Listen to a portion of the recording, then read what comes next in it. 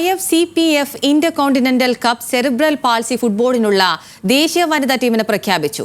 കേരളത്തിൽ നിന്നും 5 പേരാണ് ടീമിലുള്ളത്. കോഴിക്കോട് നടക്കാവ് ഗവൺമെന്റ് സ്കൂളിൽ നടന്ന ചടങ്ങിൽ മന്ത്രി PA മുഹമ്മദ് റിയാസ് വിദ്യാർത്ഥികൾക്ക് യാത്രയയപ്പ് നൽകി.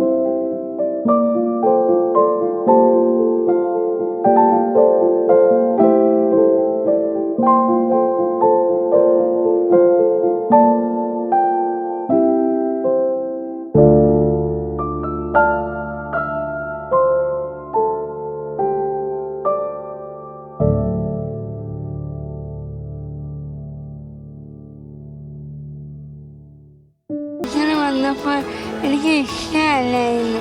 പിന്നെ ടീച്ചർ വന്ന് എന്നെ ചേർത്തപ്പോഴാണ് ഇഷ്ടം തുടങ്ങിയത്. പരിമിതികൾക്ക് ഇടം നൽകാതെ ഓരോ ടീമംഗങ്ങൾക്കും കരുത്ത് പകർന്ന പരിശീലകയ്ക്കും ഇത് അഭിമാന നിമിഷം.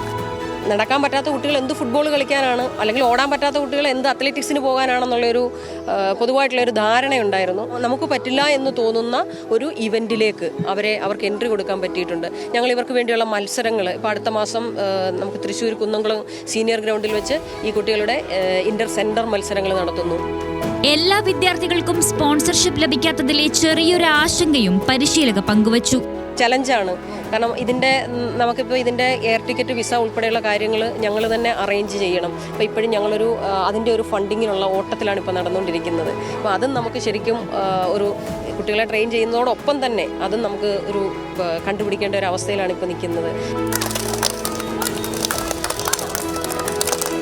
നടക്കാവ് ഗവൺമെന്റ് ഹയർ സെക്കൻഡറി സ്കൂളിൽ നടന്ന ചടങ്ങിൽ മന്ത്രി PA മുഹമ്മദ് റിയാസ് ടീം അംഗങ്ങൾക്ക് ജേഴ്സി വിതരണം ചെയ്തു. സമഗ്ര ശിക്ഷ കോഴിക്കോടും cerebral palsy sports association of കേരളയും സംയുക്തമായി നടത്തുന്ന പരിശീലന പദ്ധതിയാണ് വിദ്യാർത്ഥികൾക്ക് ഇംഗ്ലണ്ടിലേക്കുള്ള വാതിൽ തുറന്നത്. ബ്യൂമർക്ക് ഇന്ത്യ ഫൗണ്ടേഷന്റെ സഹകരണത്തോടെയായിരുന്നു പരിശീലന പരിപാടികൾ. ന്യൂസ് മലയാളം, കോഴിക്കോട്.